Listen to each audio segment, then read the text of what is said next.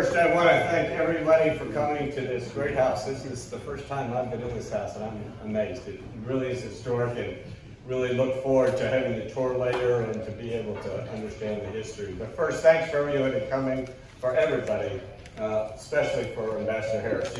We all know how busy he is and dashing between different things, but to take a couple minutes to come here today is really very, very special. So, as I think people know that have attended these meet and greets before, it's very informal. I'll say a couple of words. I'll ask Ambassador Harris to say a couple of words, and then Steve is going to give just a very brief history of this house, and then there's tours, but it's mainly about socializing and talking to each other about how we're working to strengthen the alliance. So.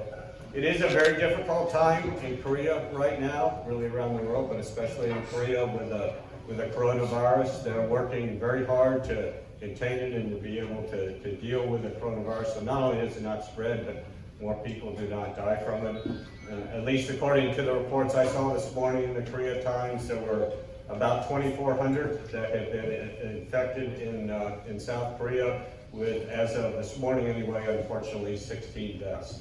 So I know our prayers and our thoughts go out to the Republic of Korea as they're trying to work through this, just as we here in the United States are trying to make sure that we can contain it and work through it also. So challenges there are other challenges. I usually talk about North Korea, but North Korea is basically, from what I see, shut down right now for the coronavirus, and it has been, and probably for a couple other reasons too. So very quiet in North Korea. Unfortunately, there's no talks going on that I know of anyway, to try to get towards denuclearization, where we all want to be able to head to in a peaceful and open North Korea. It was just recently announced this week that the spring exercise has been canceled, postponed because of the coronavirus. Postponed. It's been postponed because of the coronavirus. Hopefully, I think we all in the military really hope that exercises can get back up, because they're so critical for the strength of the alliance and the ability to be able to fight tonight and to deter North Korea. I'm sure we all in here are aware and have done a lot of reading about the burden sharing agreement. Unfortunately, I think we're still pretty far apart in that.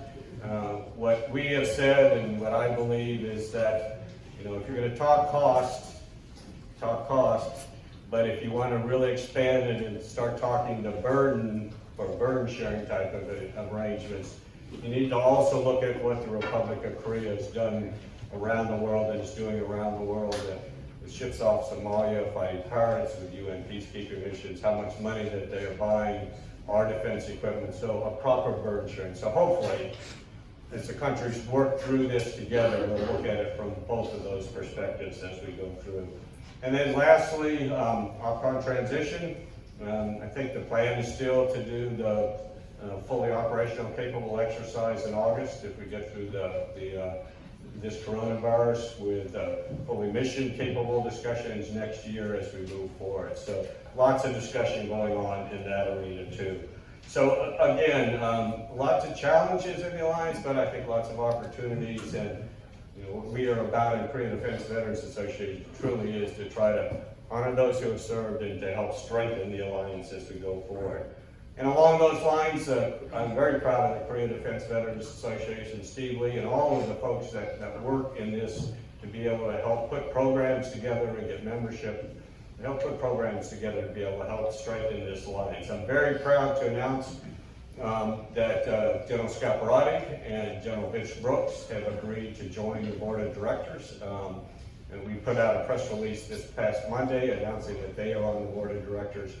I had lunch with Vince last Saturday. He's very excited about joining and being part of this, and maybe spreading some of what we're doing program-wise. He lives down in Austin, so spreading some of it to that area down there too. But great leadership coming in to be able to be part of the board of directors.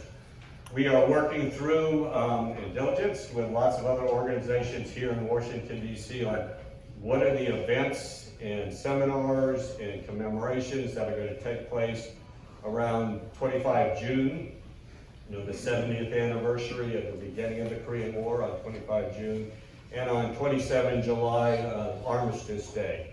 There'll be lots of events that we, the Korea War Veterans Association, the Korea Veterans Association, Ministry of Patriots and Veterans Affairs, and others all contribute to together. So watch out for that on our website.